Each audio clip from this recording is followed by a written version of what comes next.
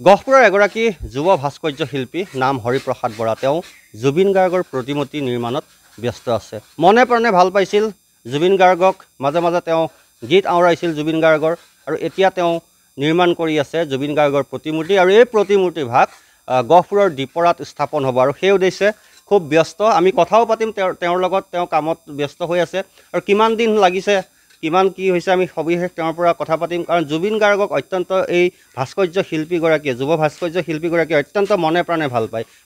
গতিকে কিমান দিন হ'ল? মই যিদিনা জুবিনদাৰ চিতা জ্বলিছে গুৱাহাটীত, তেতিয়া তেখেতলোকে দীপৰা ৰাইজে চিতা ভস্ম আনি পেলাই বেদী স্থাপন কৰিছে, আৰু মই ইয়াতো তেখেতৰ নিৰ্মাণৰ প্ৰথম ৰথ কাটিছোঁ। আৰু সেইদিনাখন পৰা ধৰি লওক নেৰানেমাৰ মই প্ৰচেষ্টাত জুবিনদাক বনাবলৈ চেষ্টা কৰি আছোঁ, আৰু মোৰ সম্ভৱ এতিয়ালৈকে মোৰ সম্পূৰ্ণ কামটো সমাপ্ত হোৱা নাই, আৰু 30% মোৰ আৰু কাম বাকী আছে।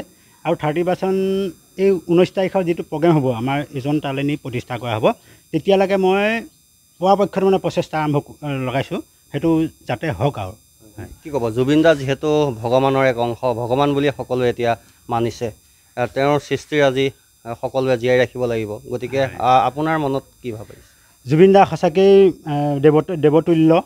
কাৰণ জুবিনদাৰ প্ৰথম মূৰ্তিটো বনাওঁতে মই 5-6 দিন তেওঁৰ চেহেৰাটোক লৈ মোৰ খোৱা বোৱা একদম সম্পূৰ্ণৰূপে নাই খোৱা বুলিয়ে ক'ব পাৰি, তেনেকুৱা লাগিছে। আৰু তেতিয়াহ'লে তেখেতে 38,000 গান গাওঁতে তেওঁ কি হ'ব পাৰিব, তেওঁ মানে জ্ঞানটো কেনেকুৱা হ'ব পাৰিব।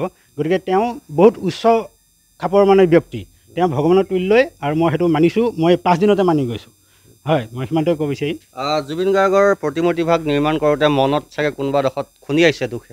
হয় হয় হয়, খুন্দিয়াইছে। মানে এতিয়াও আচলতে আমি মানি ল'বলৈ টান পোৱা নিচিনা হয় যে জুবিন গাৰ্গ নাই।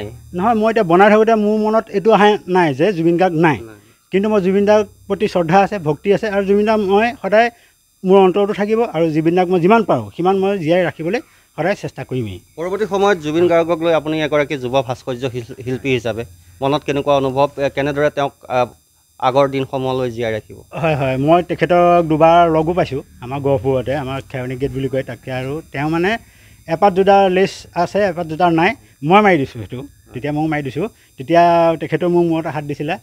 এতিয়া মোৰ মনত পৰিছে, হয়তো তেখেতৰ আশীৰ্বাদ মোৰ ওচৰলৈ আহিলে আমাৰ গহপুৰত প্ৰথম যেতিয়া তেখেতৰ মূৰ্তি স্থাপন হ'ব, আৰু সেইটো মই পালোঁ, সেই দিনটোৰ কথালৈ মোৰ সদায় মনত পৰে, আৰু সেইটো মই আশীৰ্বাদ বুলি গ্ৰহণ কৰি লৈছোঁ এতিয়া। নিশ্চয় ধন্যবাদ জনাইছোঁ। আৰু এগৰাকী আছিল হৰিপ্ৰসাদ বৰা, তেওঁ মনে প্ৰাণে জুবিন গাৰ্গক ভাল পায়, জুবিন গাৰ্গক তেওঁ কেইবাবাৰো লগো পাইছে, আৰু সেই উদ্দেশ্যে তেওঁ জুবিন গাৰ্গৰ যি প্ৰতিমূৰ্তি সেয়া নিৰ্মাণত ব্যস্ত হৈ আছে। আৰু এই প্ৰতিমূৰ্তিভাগ গহপুৰ দীপৰাৰ যি খেলপথাৰ আছে, জুবিন গাৰ্গৰ চিতাভস্মত তাত স্থাপন হৈছিল, প্ৰতিষ্ঠা কৰিছিল, আৰু তাৰ পাছতেই এই মূৰ্তিভাগ যেতিয়া সম্পূৰ্ণ হ'ব তাত বেদীত প্ৰতিষ্ঠা কৰিব, আৰু সেইবাবেই এইগৰাকী ভাস্কৰ্য শিল্পী এতিয়া দিনে নিশাই ব্যস্ত হৈ আছে।